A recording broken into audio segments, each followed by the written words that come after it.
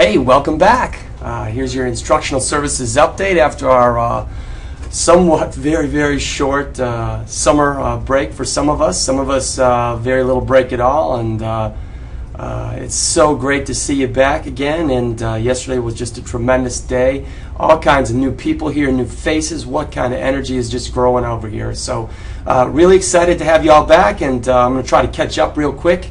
In a nutshell, keep it as short as possible. So we have met periodically over the summer as directors. We've all been kind of on our own, working some significant challenges, projects and so forth. So many of you haven't gotten away. So we'll just pretend we had a great summer, and we'll move ahead. So I'm going to zoom through this a little bit. Again, our two driving questions, as was the case, is last year, how can I best serve your needs as you serve the learning needs of children?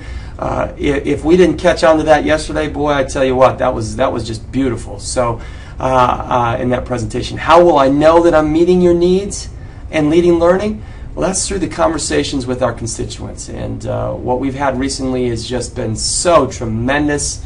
We've been holding some meetings with parents related to the hybrid school. What an impact this has been for us, and what an eye-opening experience, and what a great indicator that we are on the right track. So I'm going to talk to you about three key things. Our ISD goals are wrapped around three pieces. One is transformational change, the other is communication, and the last is technology. And one of the things that I think we all can be proud of is that the majority of our efforts and time have fallen within areas that are within distinct areas within our goals. So transformational change, we continue to work hard on the CLA project. That has been connected to our professional development. It's rolled into local districts taking on the challenges of Common Core. And it's the offshoot or next best step from the Change Leadership Network. So really taking what we've learned in the past and applying it with adaptive challenges. So lots of people working on that. It's a hybrid type mission between internal and external staff. So we have LEA staff on the team. What a great opportunity that's been. Next is communication. We will continue to work with our regional teams, embedding those regional teams within KLC, and then tying that to our CLA links. So trying to get all of the stuff that we do aligned into a singular mission and focus so that we're really out there serving kids. And the last thing on technology, the IT tool is really taken off. Again, that was a product from the Collaboration Committee, really revolutionizing education. I'm so proud of the team that's working on this.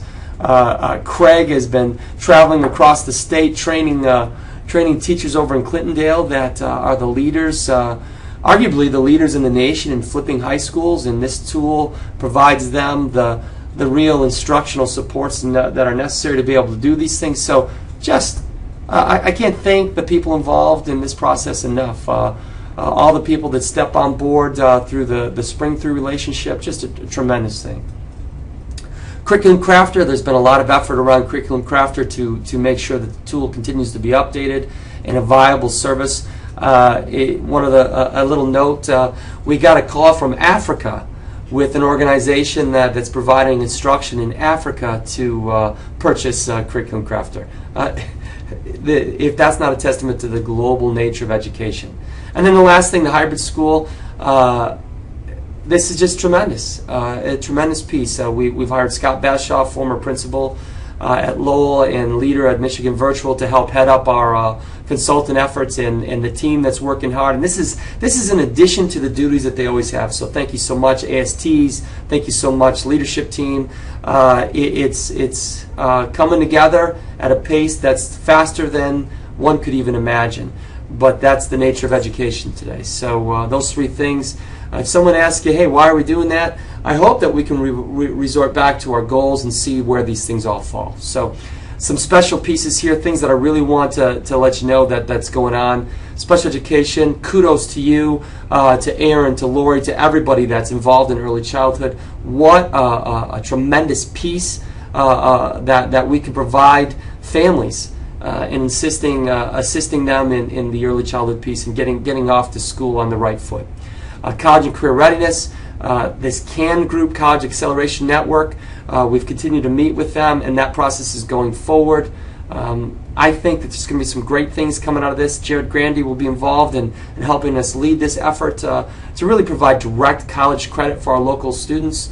as well as college readiness reassurances. So those key things. In technology, we're in the midst of PowerSchool rollout in another phase. We're taking our second largest district right now as we speak, Forest Hills Public Schools, and getting them up and running for PowerSchool. So it's pretty hectic, but it's the right thing to do.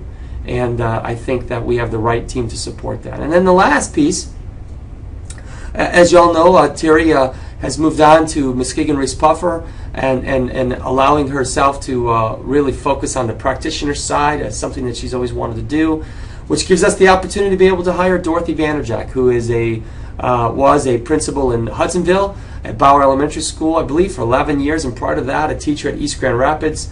Very dedicated, focused, creative, innovative professional, and empowerer of others. I can't wait to get a chance to meet with her. She'll be touring the facility today from 11 to 12. Just a brief, put a face with the name piece, and then we're going to do a plan of rollout for her to transition from her principal duties in Hudsonville to the teaching and learning director position. So very excited to have her on board. Reflective leadership, again, we continue to work in collaborative areas. Unlike in the past when we could afford to work and focus specifically in clear areas, we're asked so much now that one department can't handle it all. And global instruction, the global challenges of education, preparing learners for 21st century knowledge economy, things don't happen in silos. And our staff in each of these areas, bravo, you've worked very hard, you're adapting. I'm excited for another wonderful year. So some updates. We met at our last meeting for the CLAs was August 9th. The goal now in the next near future is to produce a new pilot test that allows us to draw data beyond that of just testimonial pieces. We rolled out phase 1 of the IT tool. We have a full functioning Algebra 1 class. We're looking at specific pilots. But one of those pilots is with Clintondale High School, the leaders of Flipped Classroom. We're importing all of their information, and it'll be a tool that's accessible to our LEAs, and then obviously the hybrid school. My school at Kent, which will be over at KCTC. My school at Local, which we've met with numerous schools, Forest Hills, a little bit with Comstock Park, just met yesterday with Kenaway Hills. People are just loving the opportunity to be able to individualize and build instructional models for either individual learners or learners grouped by profile. And then SuccessLink for the over 1,000 students that have been disengaged in the system. If you want to see our last instructional services report that we presented just last week to the superintendents, use your QR code reader, scan that in, and it'll give you information from the CAN group, College Acceleration Network, Wei Ming, the Chinese student opportunities that we have, and partnerships in global instruction. I can't even tell you how much stuff's available. Click in there. I got a little wiki there for you. You can see all the things that we've communicated to KSA. You can see what people have been doing throughout the summer, and it's just unbelievable. You know, Kevin mentioned it yesterday. What a tremendous amount of work that's been done and continues to be done. And it's for kids, and we're starting to see benefits, tremendous benefits for kids, parents, community building. Bravo to you, Instructional Services.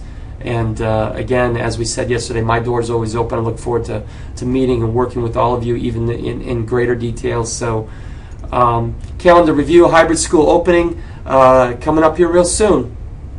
And I kind of hesitated on putting this on the list because, you know, this is not really work related. But then I thought about it and I said, you know what? The more bonds that we can build, the more relationships we can build, the more that we learn about one another, the better we'll function as a team. And last summer I opened my home to a little gathering of people interested in fantasy football. We're doing the same gathering on the 31st. My home's available to anyone that wants to come and visit. If you want to play fantasy football, come on in. If you don't, just come and see the rest of your colleagues act like some clowns and see how competitive they really are in something that doesn't matter a whole lot, fantasy football. So if you're interested in a bonding experience to kind of end off our summer, my home's open to you. I'll have some hors d'oeuvres, some beverages for you, and you know, the closer we work together, the better we'll work together, the better we'll serve kids. Hey, have yourself a great day, a great week, a great year. Enjoy the 90s this summer, or this weekend. See you all.